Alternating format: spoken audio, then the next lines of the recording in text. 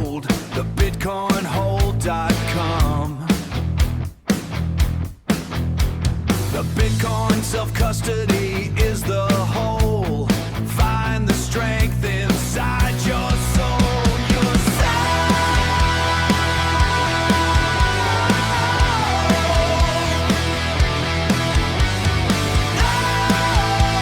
the bitcoinhold.com. You know, if you're building a house, right, and you need to cut a piece of wood, you obviously trust your tape measure. You line it up, you make your mark at, say, exactly 2 inches, and you make the cut. But what if your tape measure got warped in the sun? Yeah, you've got a huge problem then. Right. You have the exact number you were looking for in the tool, but the physical reality doesn't match the math. You just have, the illusion of precision. And honestly, false confidence is, it's infinitely more dangerous than knowing your tools are weak. Because when you know a system is fragile, you act defensively, you double check things. Exactly. But when a system lies to you about how secure it is, you just completely leave your guard down. Welcome to this week's Deep Dive. We mention this concept a lot, but Bitcoin self-custody, it's not a set it and forget it feature. It is a serious craft. It really is. It requires continuous learning, and this week's report is entirely focused on that exact theme. We're looking at precision and mathematical guarantees. We have a pretty deep stack of developments to get through today. We're looking at major hardware updates that protect against the exact false security we just mentioned. Plus, we're tracking a massive shift toward true software privacy. And some post-quantum stuff, right? Yeah, post-quantum cryptography developments from Blockstream. And later on, we are going to unpack the bit-by-bit mechanics of programming time itself into your Bitcoin. So by the end of this deep dive, you won't just know what changed in the Bitcoin ecosystem this week.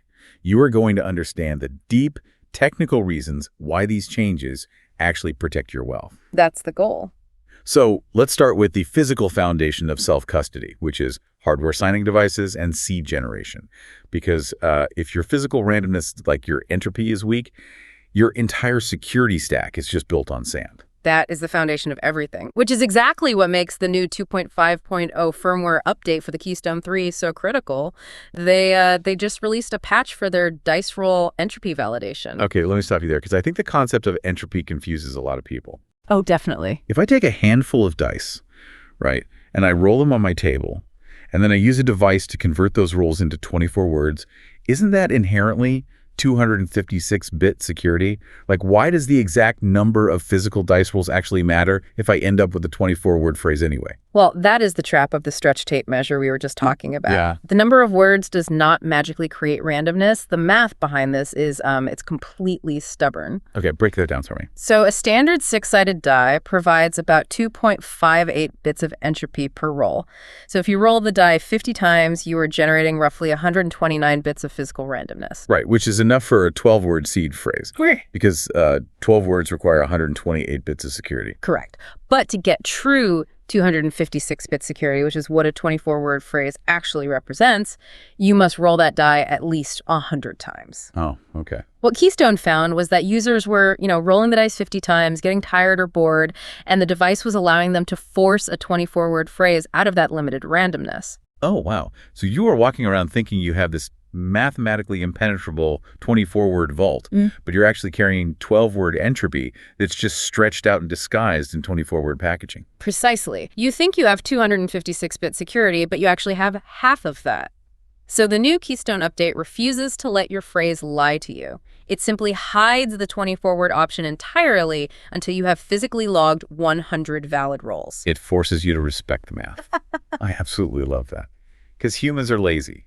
We really are. We want the shortcut. Right. And while we're talking about rigorous hardware updates, CoinKite just dropped the 5.5.1 update for the Cold Card MK4 and MK5, as well as the 1.4.1Q update for the new Cold Card Q.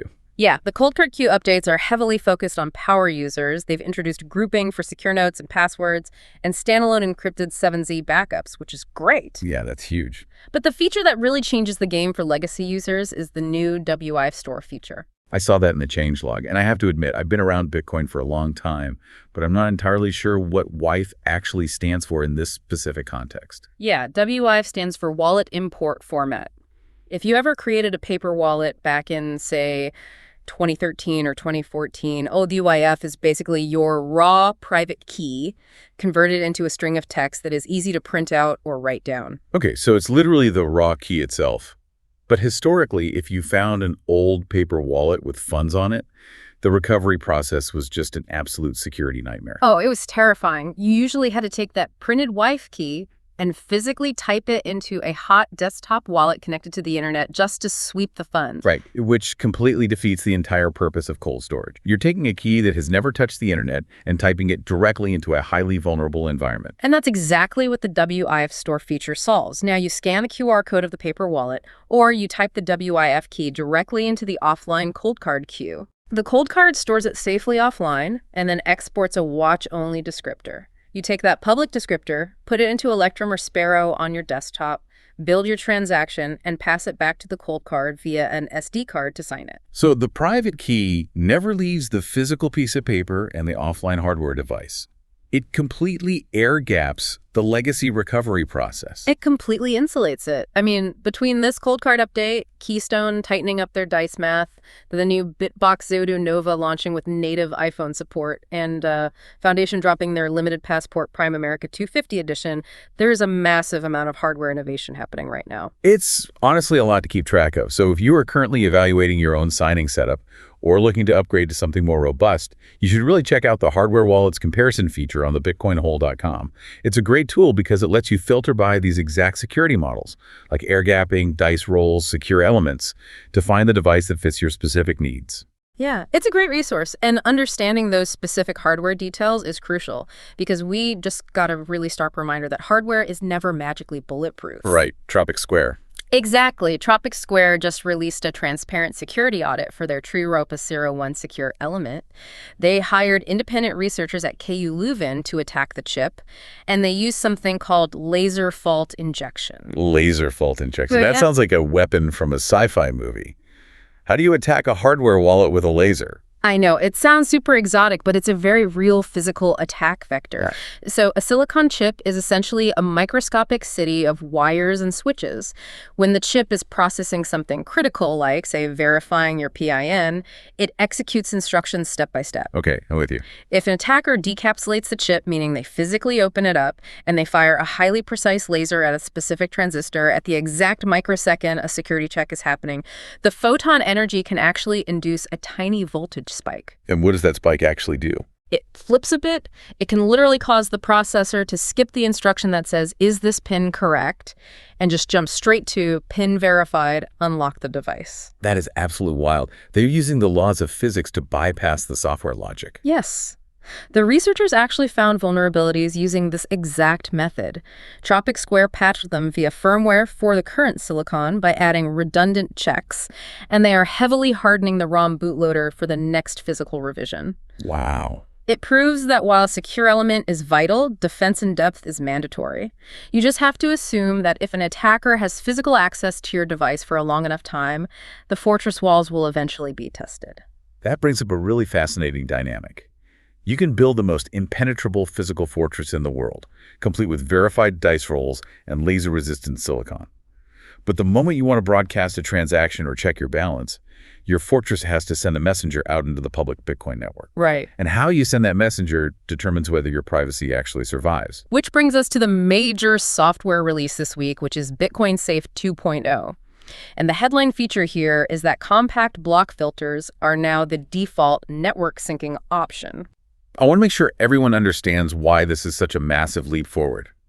Because the old way of syncing your wallet using public Electrum servers is essentially like walking into a massive public library and asking the librarian, "Excuse me, do you have any books checked out under my specific name and home address?" That's a great analogy. The librarian tells you, but now the librarian and anyone standing nearby knows exactly who you are, what books you're reading, and where you live.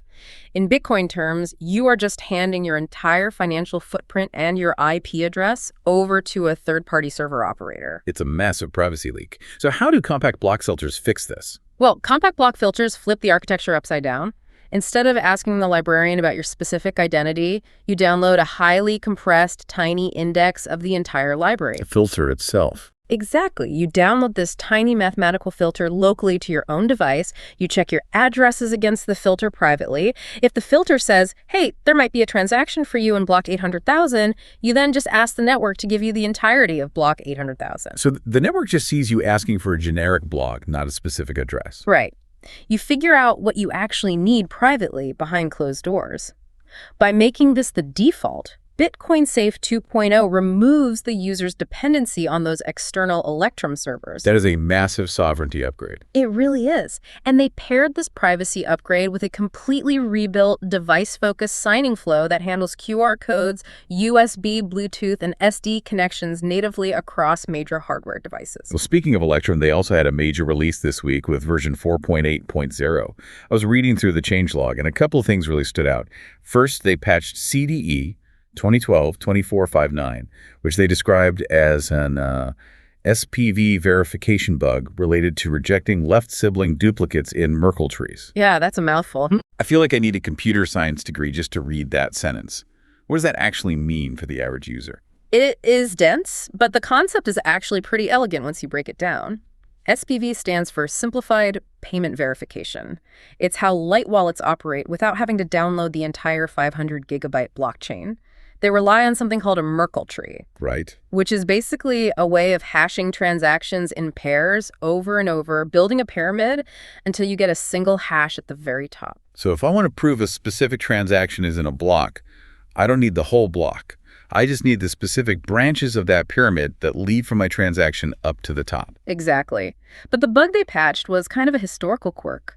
Under certain conditions, an attacker could artificially duplicate a transaction on the left side of a branch to trick the SPV client into accepting a fake proof. Electrum updated their logic to strictly reject those left sibling duplicates, closing the vulnerability. Okay, that makes total sense. They also made some major improvements to the Lightning Network side of the wallet, specifically adding something called lazy trampoline routing. Yes.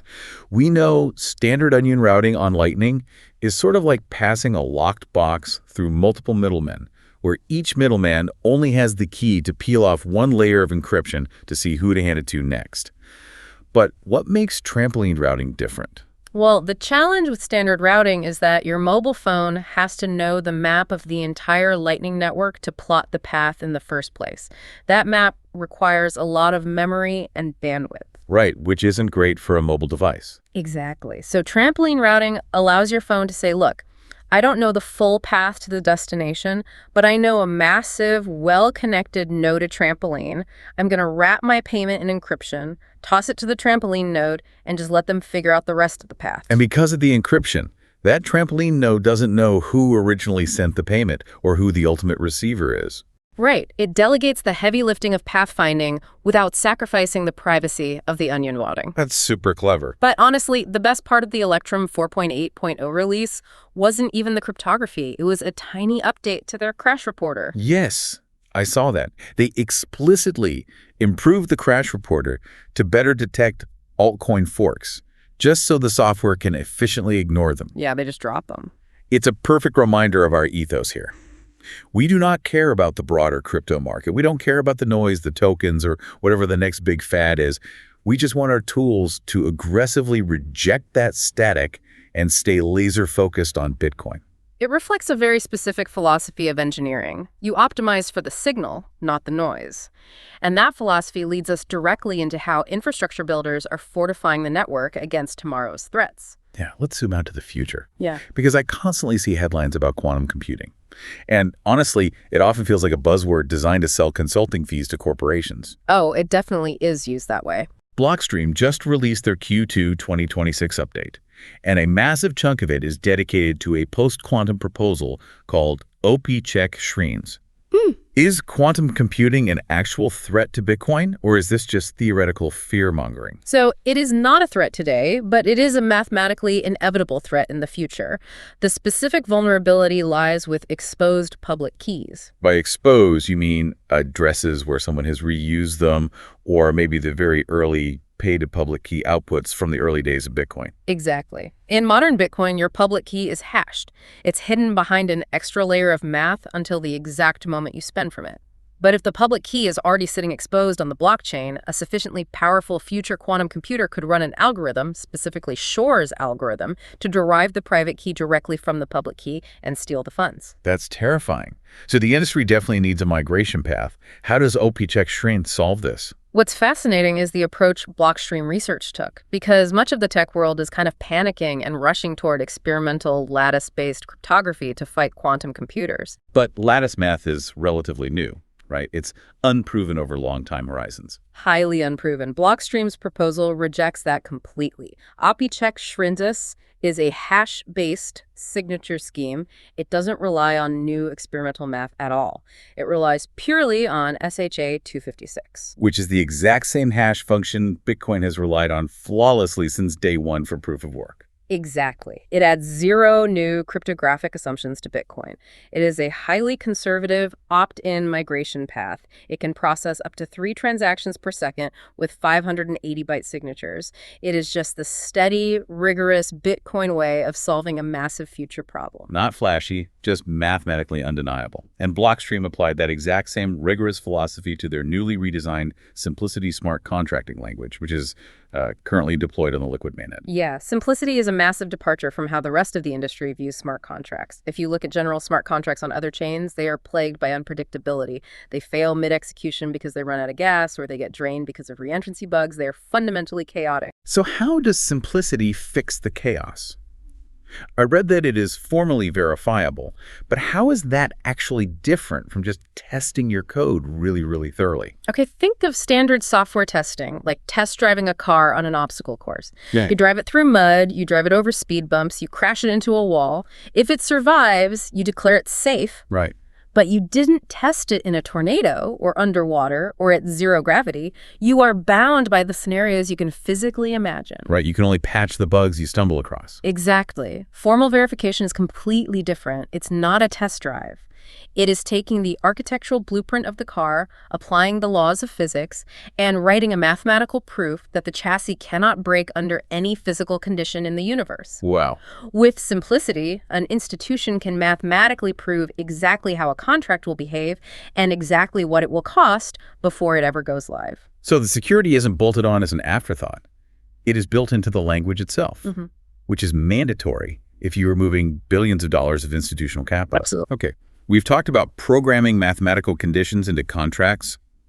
Let's explore the ultimate condition you can program into Bitcoin, which is time. This is one of the most vital areas of Bitcoin script for self-custody, specifically for inheritance and recovery planning. The team over at the Ana Wallet recently published a fantastic technical breakdown of time locks. And to make this easy to visualize, I want you to think of 2 tools for measuring time: the calendar and the hourglass. It's the perfect analogy. Let's start with the calendar, which represents absolute time locks. So this is setting an exact, unmoving appointment, like January 1st, 2032. Correct. At the transaction level, this uses a field called nlock time. At the script level, meaning the rules baked into the actual coin itself, it uses the opcode OP-Check lock time verify, or CLTV for short. Okay. It points to a fixed date or a fixed block height in the future. When someone tries to spend the coin, the network looks at the current block height and says, "Has this moment arrived yet? No." Then the transaction is invalid. It's set in stone. Very straightforward. So how does the hourglass work? The hourglass represents relative time locks. Instead of a fixed date on a calendar, it measures a duration of time elapsed since a specific event. Like flipping an hourglass the exact moment a coin lands in your wallet. Exactly. At the transaction level, this uses the end sequence field. At the script level, it uses OP-Check sequence verify, or CSV. The timer does not care what year it is. The timer starts the exact moment the UTXO is confirmed on the blockchain. If the script says wait 1 year, the network forces you to wait 1 year from the moment you receive that specific coin. There is a really fascinating piece of Bitcoin archaeology here. Because didn't Satoshi originally design that end sequence field for something completely different? It wasn't meant for time delays initially, right? You're absolutely right. Originally, Satoshi designed end sequence for transaction replacement. The vision was that 2 people could hold an unconfirmed transaction in the mempool and continuously update it with newer versions by increasing the sequence number right up until a final deadline. So sort of a way to keep a tab open without publishing every single micro update to the blockchain. Right. But the early developers quickly realized that holding unconfirmed transactions open indefinitely was a massive denial of service vector for node operators. It basically allowed infinite spam. Ah, of course. So that original mempool replacement logic was disabled very early on. Leaving this orphaned end sequence field just sitting in every single Bitcoin transaction, doing absolutely nothing for years. Until years later, when the network repurposed it through soft forks, specifically BIP68 and BIP112, to serve as the foundation for these relative time locks. It's a beautiful example of Bitcoin evolving without breaking its foundational structure. Bringing this back to practical application, though. Why does a wallet like Liana exclusively use the hourglass, the relative time lock, for their self-custody recovery setups? Because of the realities of human behavior. If you use a calendar and absolute time lock for your inheritance plan, the deadline is constantly approaching. If you set it for 5 years and 4 years pass, you have to completely rebuild your wallet, sweep your UTXOs, and pay on-chain fees just to push the deadline back. Which introduces more chances to make a mistake, lose a backup, or expose your privacy. Exactly. But with a relative time lock, the hourglass, the timer is tied to the coin itself. If you want to reset the clock, you don't need a new script. You just send the coins back to yourself. You literally just flip the hourglass over. You flip the hourglass over. The script stays exactly the same. The backup descriptor you gave to your heirs never changes. It is vastly superior for long-term inheritance planning because it requires minimal maintenance while still guaranteeing that if you lose your keys, your family will have access after the predefined inactivity period. That is brilliant architecture, and I think it perfectly encapsulates what we've been talking about today. Bitcoin self-custody is a living, breathing ecosystem of precision engineering. It really is. If we summarize the themes we've covered today, we saw that true physical entropy requires mathematically verified dice rolls, not just a word count. We saw that private network syncing via compact block filters is stepping up as the new default standard. Which is huge. Definitely. We explored how the core developer ecosystem is proactively building quantum defenses using proven hash-based cryptography. And we unpacked why understanding the script-level mechanics of relative time locks is absolutely essential for passing your wealth to the next generation. It is a profound responsibility.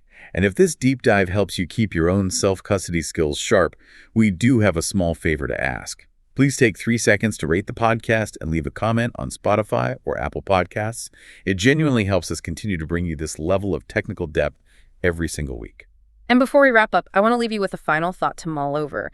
We talked about Blockstream's post-quantum OP-Chick-Shreen's proposal.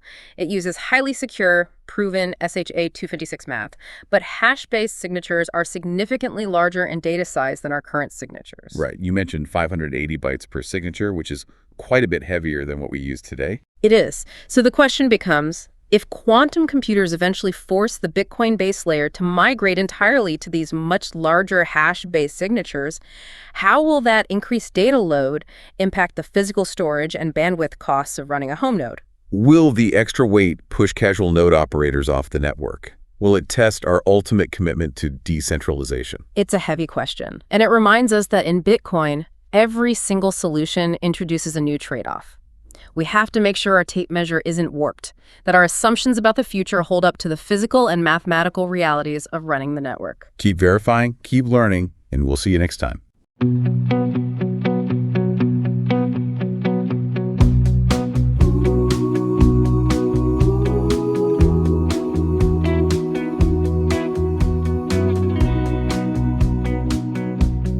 Hold your own keys. Stay sovereign. The Bitcoin hold. The Bitcoin hold.